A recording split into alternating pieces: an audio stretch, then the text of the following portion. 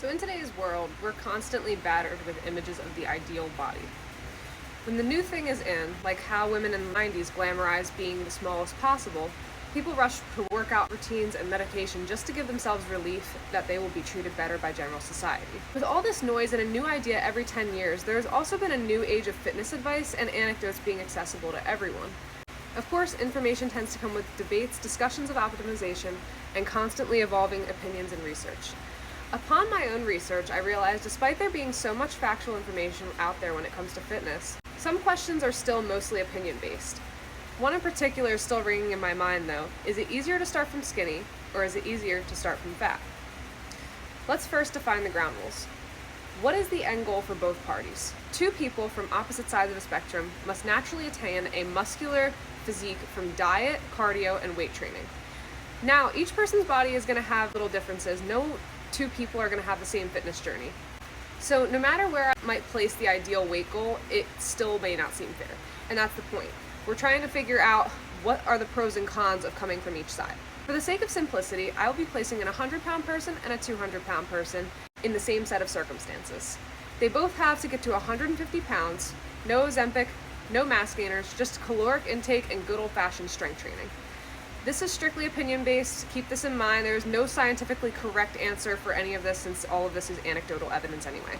But it is fun to think about. Now, the first case brought up in favor of the 200-pound person having it harder is that they don't have a blank slate, meaning instead of having to do a simple bulk, they have a choice.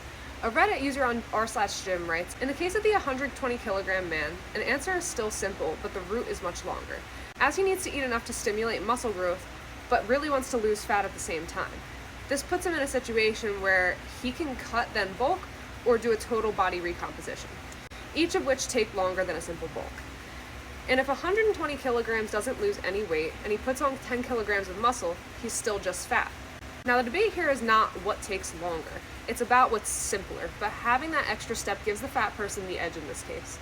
Many would argue that in the case of a skinny person, that all a fat person needs to do is eat less and have a little patience, since they already have more strength than a skinny person, so their weightlifting journey would therefore be easier.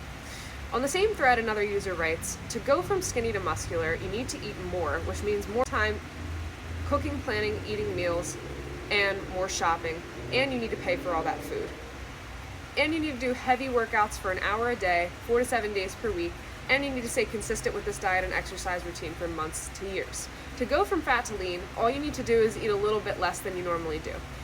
This is a gross oversimplification of the process, and I would argue that the fat person, if they want to see a real immediate benefit to the work they are putting in, has to do the same. Weight loss is not a linear process and it is somewhat mental. It's also a longer process when it comes to restrictive discipline. Whether restricting or growing discipline is harder to conjure for them depends on the person. There are claims that suggest weight loss is all about calories in, calories out.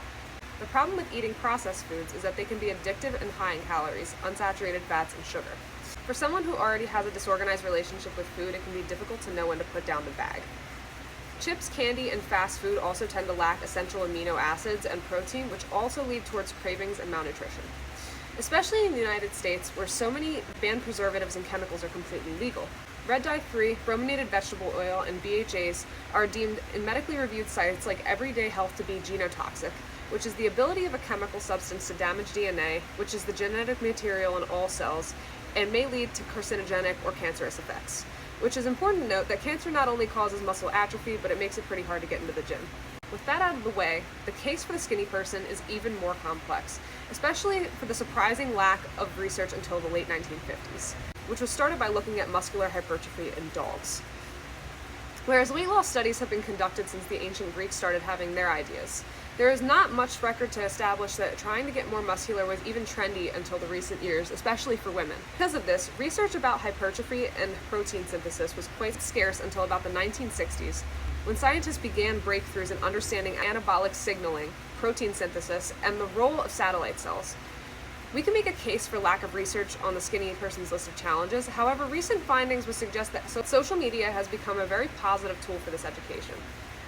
With so many health professionals speaking out, debunking myths like eating fat makes you fat, and interacting with their audience on a regular basis, there is more accessible education to everyone than ever. I want to share a more personal anecdote of mine. During the wrestling season, I started at 128 and ended my season at 110 each time. I thought at the time my metabolism was just fast from all the work I was doing, but I began calorie tracking later in life, so I never knew how little I was actually eating. And I was also in school majority of the day. So lunch began at 10 a.m. That meant if I had any chance of eating, it was at home at 7 p.m. after wrestling practice was over. The meals I had were too spaced apart and they were too large for me to finish in one sitting, making my whole plan to gain mass unrealistic. Trial and error took me to the path I am today, but without the guidance of platforms like YouTube, I would never taken the direction I needed. One of the other cases for the skinny person having more difficulty is starting a fitness journey.